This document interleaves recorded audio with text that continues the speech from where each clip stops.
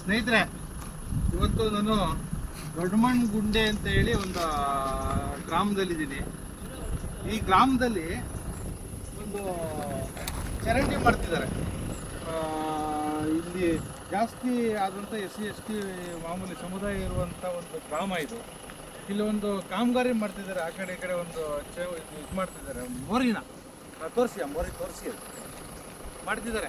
ಸ್ನೇಹಿತರೆ, ಇದು MLA ಕೋಟದಲ್ಲಿ ಆಗಿರುವಂಥ ಒಂದು ಕಾಮಗಾರಿ. ಇದು MLA ಕೋಟದಲ್ಲಿ ಈಗ ನಮ್ಮ ಮಾಹಿತಿ ಪ್ರಕಾರ 80 ಲಕ್ಷಕ್ಕೆ ಏನೋ ಇದು ಆಗಿದೆ ಅಂತ ಹೇಳಿ ಮಾಹಿತಿ ಇದೆ.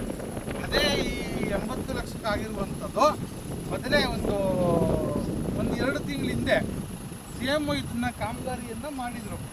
ಆವಾಗ ಯಾರೋ ಇಲ್ಲಿ ಬಂದು ಇದು ಕಾಮಗಾರಿ ಕಳಪೆ ಕಾಮಗಾರಿ ಅಂದಾಗ ಮತ್ತೆ ಎಲ್ಲನೂ ತೆಗೆದಾಕಿ ಮತ್ತೆ ಇವಾಗ ಒಂದು ತಿಂಗಳ ಹಿಂದೆಗಡೆ ಮತ್ತೆ ಕಾಮಗಾರಿನ ಶುರು ಮಾಡಿದ್ರು. ಈ ಕಾಮಗಾರಿ ಶುರು ಮಾಡಿದಂಥ ಸಂದರ್ಭದಲ್ಲಿ ಇಲ್ಲಿರುವಂಥ ಸ್ಥಳೀಯ ಮೀಡಿಯಾಗಳು ಮತ್ತು ಸ್ಥಳೀಯ ಯಾರೋ ಒಂದು ವಿರೋಧ ಮಾಡಿದಂಥ ಸಂದರ್ಭದಲ್ಲಿ ಈಗ ಮೊನ್ನೆ ನಾನು ಒಂದು ಇಲ್ಲಿ ವಿಡಿಯೋ ಮಾಡಿದ್ದೆ.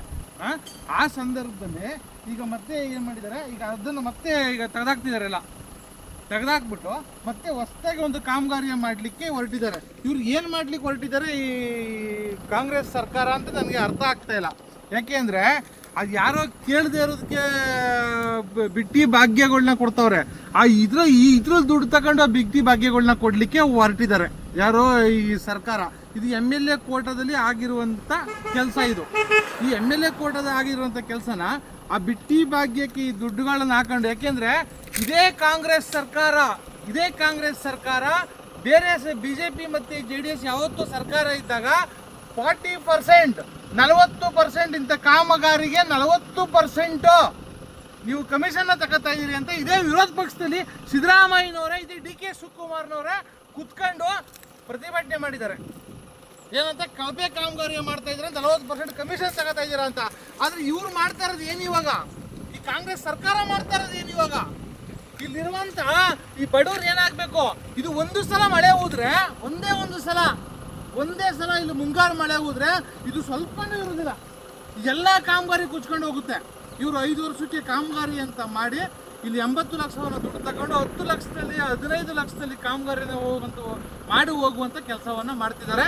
ದಯವಿಟ್ಟು ಯಾರು ಈ ಕಾಮಗಾರಿನ ಟೆಂಡರ್ ತಗೊಂಡಿದ್ದಾನೆ ಅವನು ಈ ಕೂಡಲೇ ಇದೆಲ್ಲನೂ ತಿತ್ತಿ ಮತ್ತೆ ಹೊಸ ಕಾಮಗಾರಿಯನ್ನು ಮಾಡಬೇಕು. ಇಲ್ಲ ಅಂದರೆ ನಮ್ಮ ಸಂಘಟನೆ ಇರ್ಬೋದು, ಕನ್ನಡ ಪರ ಹೋರಾಟಗಾರ ಇರ್ಬೋದು, ಮತ್ತು ಕಸ್ತೂರಿ ಕರ್ನಾಟಕ ಜನಪರ ಇರಬೇಕು, ಯಾವ ಕಾರಣಕ್ಕೂ ನಾವು ಈ ಕಾಮಗಾರಿ ಮಾಡಲಿಕ್ಕೆ ಬಿಡೋದಿಲ್ಲ ಅಂತ ಒಂದು ನೇರವಾಗಿ ಎಚ್ಚರಿಕೆಯನ್ನು ಕೊಡ್ತೀವಿ. ಸ್ನೇಹಿತರೆ, ತೋರಿಸಿದ್ರು ಆ ಕಳಪೆ ಒಂದು ನಿಮಿಷ ನಾನು ಅಲ್ಲೇ ಬರ್ತೀನಿ. ಇಲ್ಲಿ ನೋಡಿ, ಯಾಕೆಂದರೆ ಈಗ ನಾವೇನೋ ಸುಮ್ಮನೆ ಏನೋ ಇತ್ತಗೋಗಿ ಬಂದಿಲ್ಲ. ಇಲ್ಲಿ ನೋಡಿ ಇದು ನೋಡಿ, ಇಟ್ಕೆ ನಂಗೆ ಎತ್ತರು ಬರ್ತವೆ. ಇದು ಅಲ್ಲಿವರೆಗೂ ತೋರಿಸಿ ನೋಡಿ. ಇದು ಈ ಕಂಬಿಗಳನ್ನ ಹಾಕಿದ್ದಾರೆ. ಇದು ಯಾವ ಗೇಜ್ ಕಂಬಿ? ಇದು ತೋರಿಸಿ ಇದು ಯಾವ ಗೇಜ್ ಕಂಬಿ? ಈ ಗೇಜ್ ಕಂಬಿನ ಅಟ್ಲೀಸ್ಟ್ ಯಾರ ಒಂದು ಸೆಡ್ ಕಟ್ಟೋರು ಈ ಕಂಬಿ ಹಾಕೋದಿಲ್ಲ. ತಾಯಿಕೆ ಒಂದು ಸೆಡ್ ಕಟ್ಟೋರು ಈ ಕಂಬಿ ಹಾಕೋದಿಲ್ಲ. ಇದಕ್ಕೆ ಈ ಕಂಬಿ ಹಾಕಿದ್ದಾರೆ. ಈ ಕಂಬಿನ ಆಮೇಲೆ ನೋಡಿ ಇಲ್ಲಿ ಸುಮ್ಮನೆ ಹಿಂಗೆ ಎತ್ತೂರು ಇಟ್ಕೆ ಬರ್ತಿದ್ದಿಲ್ಲ. ಏನು ಮಾಡ್ಲಿಕ್ಕೆ ಹೊರಟಿದ್ದಾರೆ ಈ ಜಿಲ್ಲಾಡಳಿತ ಏನು ಮಾಡ್ತಾ ಇದೆ, ಆಮೇಲೆ ಜಿಲ್ಲಾಡಳಿತ ಅಧಿಕಾರಿಗಳು ಏನು ಮಾಡ್ತಿದ್ದಾರೆ ಇಲ್ಲಿ, MLA ಏನು ಮಾಡ್ತಿದ್ದಾರೆ ಇಲ್ಲಿ, MLA ಕೋಟದಲ್ಲಿ ಆಗಿರುವಂಥದ್ದು ಇದು. MLA ಏನು ಮಾಡ್ತಿದ್ದಾರೆ?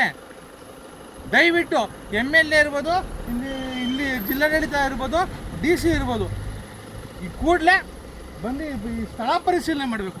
ಸ್ಥಳ ಪರಿಶೀಲನೆ ಮಾಡಿ ಅವ್ರ ಮೇಲೆ ಇದು ಮಾಡ್ಕೊಂಡು ಆಮೇಲೆ ಯಾರು ಗುತ್ತಿಗೆದಾರ ಯಾರಿದ್ದಾನೆ ಅವನ್ನ ಕಪ್ಪು ಪಟ್ಟಿಗೆ ಸೇರಿಸ್ಬೇಕು.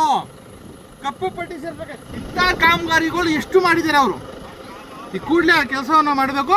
ಇಲ್ಲ ಅಂದರೆ ಇನ್ನು ಒಂದು ವಾರದೊಳಗಡೆ ಕಸ್ತೂರಿ ಕರ್ನಾಟಕ ಜನಪರ ವೇದಿಕೆ ರಾಮನಗರದ ಒಂದು ಪತ್ರಿಕಾಗೋಷ್ಠಿಯನ್ನು ಕರೆದು ಇವರೆಲ್ಲರನ್ನು ಏನೇನು ಮಾಡಿದ್ದಾರೆ ಎಲ್ಲ ಹಗರಣವನ್ನು ಬಯಲಿಗೆಳೆಯುವಂಥ ಕೆಲಸವನ್ನು ನಾವು ಮಾಡ್ತೇವೆ ಅಂತ ಈ ಸಂದರ್ಭದಲ್ಲಿ ಹೇಳಕ್ಕೆ ಇಷ್ಟಪಡ್ತೇನೆ.